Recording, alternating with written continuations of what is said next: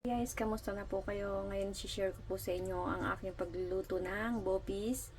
Wala po muna tayo ngayong Nihongo. Hindi po muna ako magtuturo sa inyo ng Nihongo language or Japanese language. Ngayon po ay magtuturo po muna ako sa inyo ng paano po magluto ng bopis. Happy Sunday po sa inyo lahat. Sana po mag-enjoy kayo sa panonood.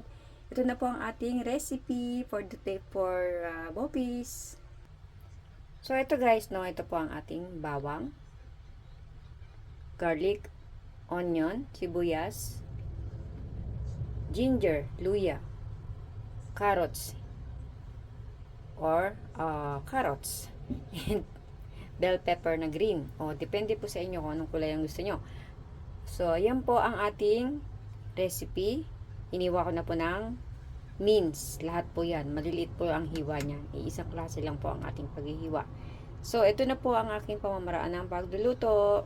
Ready na po kayo. Manood po sana kayo. At ito rin po pala ang ating siling haba.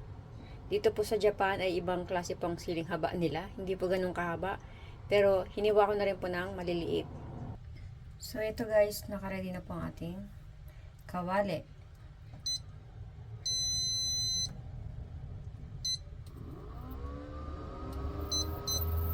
So, sa ating kawali, lalagyan po natin ng mantika. Lagyan natin ng mantika.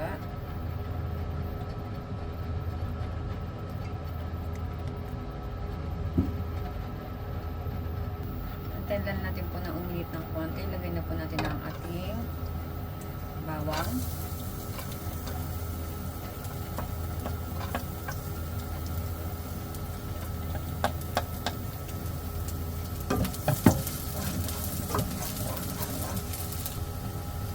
Natin ang ating sibuyas.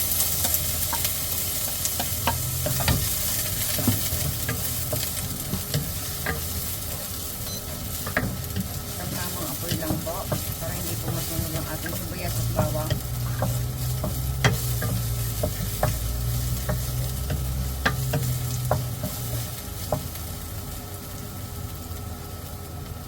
Sunod naman natin ang ginger, luya. Isa lang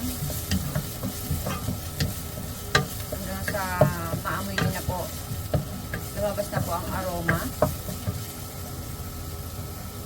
Once na medyo luto na po, lagyan na natin ang ating bopis, ang ating hiniwa ng maliliit na laman loob.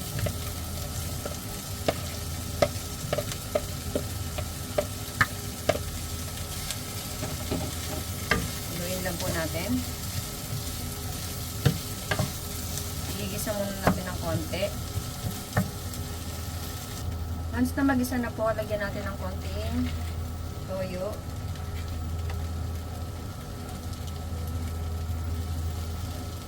Konti lang po muna at baka po umalat. Pwede naman po tayo magdagdag mamaya. Mga isang kutsara kalahati. Ganun. Pwede na po yun. Lagyan po natin ng konting tubig, mga 1 cup, gano'n. Para mas maluto pa po ang ating laman loob. Or 1 cup and a half po. Pwede po, depende po sa inyo.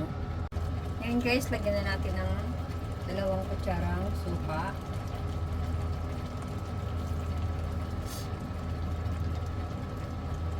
Gawin na po natin 2 kutsara at kalahati.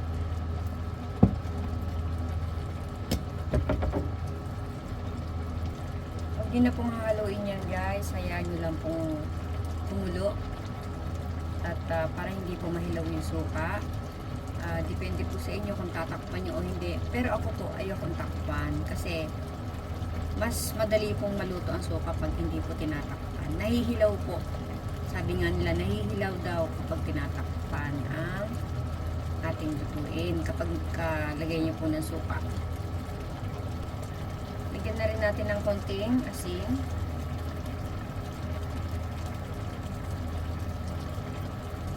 Ako po, tansya-tansya lang talaga. Kunti lang po muna lalagyan yung asin para kapag ka po matabang, pwede nyo pong dagdagan.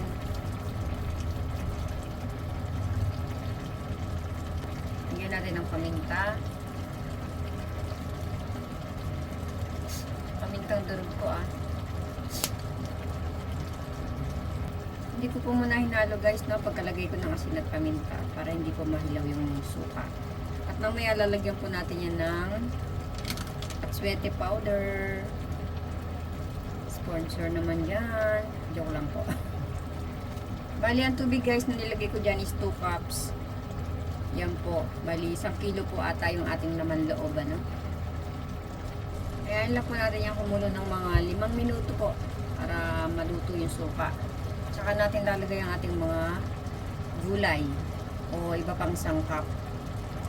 Medyo nakasingaw na po yung suka natin. This time, pwede na po nating takpan para mas maluto po ang ating suka. Ayan, lalagay na po natin ang ating atswete powder. Depende po sa inyo to guys, kung gusto nyo ilagay ng sa pagigisa pa lang, ilagay nyo na. Pero since powder naman po siya, kaya hinuli ko na lang po ng paglalagay. Ayan.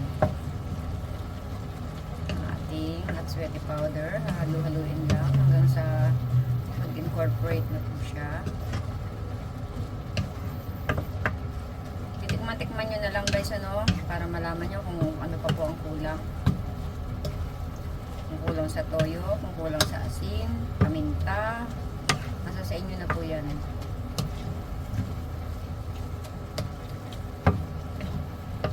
Tikman lang po ang sekreto nito. Tikim-tikim lang po ang sekreto.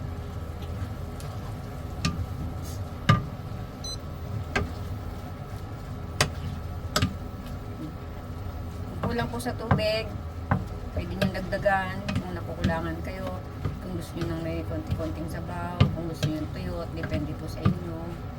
Ako po parang magdadagdag pa ako ng 1 cup pa po ng tubig para na rin po mas lumambot ang ating karne. Madadagdag lang po ako guys ng 1 pang kutsarang toyo at nakukulangan pa po ako sa toyo. Lalagay na po natin ang ating laurel. 2 piraso lang po nilagay ko dahil konti lang naman po itong niluluto ko. Mamaya pong konti lalagay ko na pang gulay. Kukulang-kulang po sandali. Ngayon guys, lalagay ko ng ating carrots at ang ating bell pepper.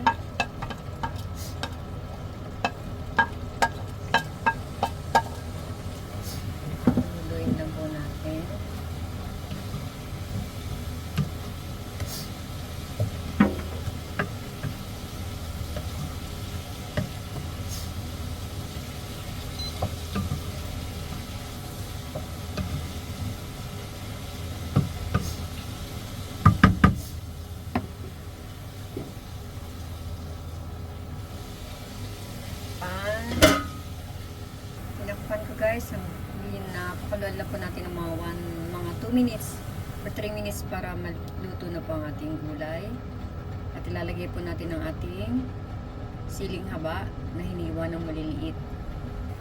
Halu-haluin nyo din po minsan guys, ano, para maluto po lahat ng gulay. Lalo na po dito sa lutoan ko, gitna lang ang mainit eh. Kaya kailangan ko pong halu-haluin. At ngayon po lalagyan na natin ating siling haba na hiniwa para kumapit na po yung anghang. Pero hindi na po ganun kaanghang. Hindi na po ako naglagay ng siling pula kasi medyo hindi po ako ganun kalakas sa maanghang, ano. Yan. Para mas lalo na pong kumapit yung lasa. So again guys, ano, tikman nyo na lang po, dagdagan nyo kung anong kulang. Kulang pa sa toyo, kulang pa sa asin, o paminta, o kayo na po bahala. Takpan po ulit natin. So, ayan guys, luto na po ang ating bopis. Pinatuyuan ko po para mas masarap. So, salamat po sa panonood guys. See you!